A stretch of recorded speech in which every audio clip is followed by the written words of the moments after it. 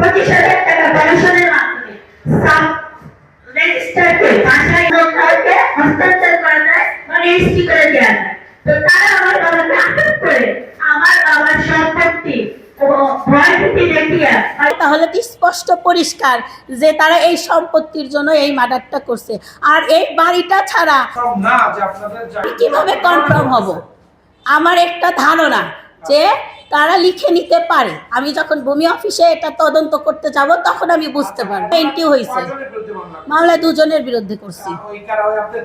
হ্যাঁ, আব্দুল করিম এবং তার কেয়ারটেকার। নিশ্চিত হয়ে কি মামলা করছেন নাকি আপনি সন্দেহের বশে মামলা করছেন? আমি সন্দেহের বশে বলিনি, আসামি কখনো সন্দেহ, আমরা সেটাও মেনে নিছি।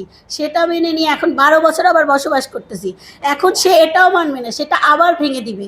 আর সে তার কথাই ছিল, প্রথম দিকে বলতো, আমরা যখন ছোট ছিলাম বলতো তোমাদের কিছু টাকা দিচ্ছি, তোমরা এই বাড়ি ছেড়ে চলে যাও, বাড়ি আমাদের রেজিস্ট্রি করে দাও।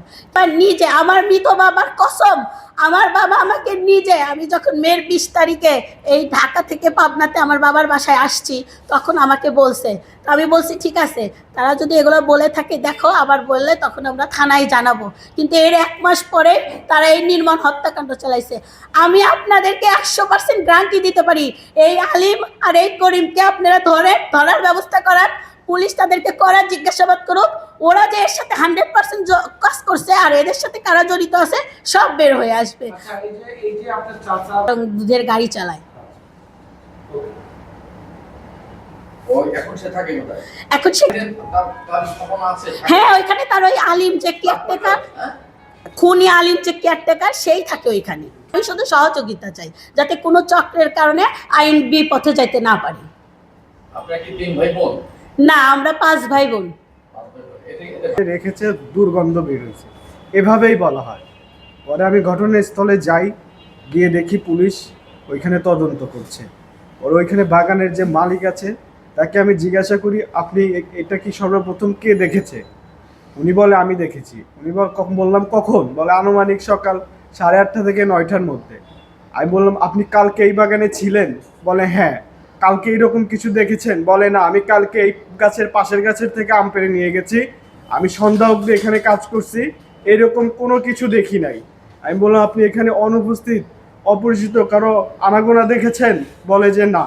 এরপরে পুলিশ আমাকে আমার বাবার ডেড বডি আমাকে দিয়ে দেয়। আমি নিজ হাতে আমার বাবার ডেড বডি পোস্টমর্টম টেবিলে রেখেছি। আমাকে পোস্টমর্টম করার পর প্রাথমিকভাবে বলে এটা আপনার কে হয়? আমি বলি আমার বাবা।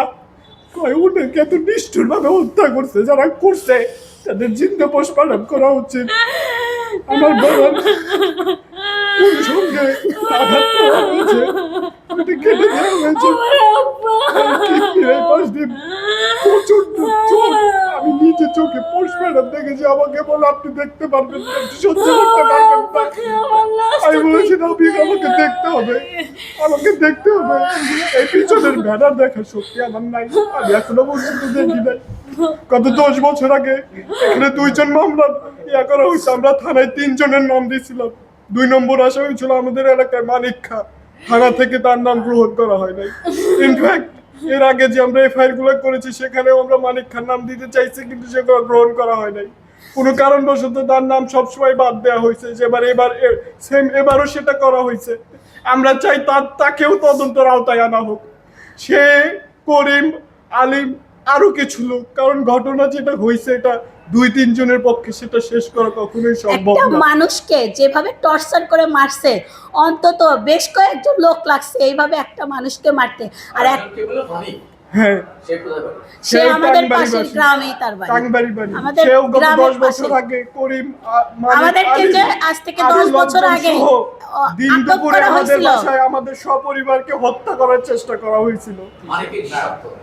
মালিকের কি স্বার্থ সেটা সে জানে, সে বলবে তার কি স্বার্থ, সেটা সে বলবে তার কি স্বার্থ। কিন্তু সে যেটা করছে এটা তো প্রমাণিত, কারণ এটা তো প্রশাসন বরাবর গেছে। এজারের কপি আর আপনার বক্তব্য তো হলো, ওই এজারের কপি আপনার মোবাইল নাম্বার দিয়ে ফটোকপি করে সাংবাদিকদের কাছে দিয়ে দাও। মোবাইল নাম্বার দিয়ে, তারিখ দিয়ে এগুলো সবাইকে দিয়ে যান। যদি কারো কোয়ারি থাকে আপনাদেরকে ফোনে কথা বলতে রিপোর্ট করা। আপনাদেরকে আমি আপনারা যে প্রেসের আপনার মিডিয়া করে আমরা শুধু ঘটনা উপস্থাপনা করি। এবং কোনো কিছুই আমাদের আমরা তারা আসে সাংবাদিকদের ব্যক্তিগত সে বিষয়টি চাওয়া থাকে। আর প্রত্যেকে এখানে যারা আছে আপনাদের এই নিউজ যথাযথভাবে এই আজকে যেভাবে কথা বলছেন, কাকে কথা বলছেন, এখানে দাওয়াত দিয়েছে ওইভাবে কথা বলবেন, তালিকাটা নিয়ে যাবেন। আর এখন যেটা বললাম আপনার কি করতো ধন্যবাদ। স্যার, আমি একটা ব্যক্তি কথা বলি। আমার বাবা গরিব মানুষ ছিল, কিন্তু সে ছোটবেলা থেকেই অত্যাচারিত হয়েছে এই বাড়িটার জন্য, বলতে গেলে ইয়াং বয়স থেকে, যাতে তার কাছ থেকে বাড়িটা কেড়ে নেওয়া হয়। সেজন্য আমার বাবা আমার যখন ছোট বয়স তখন থেকেই সে চাইতো যে আমাকে আইন নিয়ে পড়াবে, যাতে আমি বড় হয়ে আইনজীবী হয়ে তার এই যন্ত্রণা থেকে মুক্ত করতে পারি।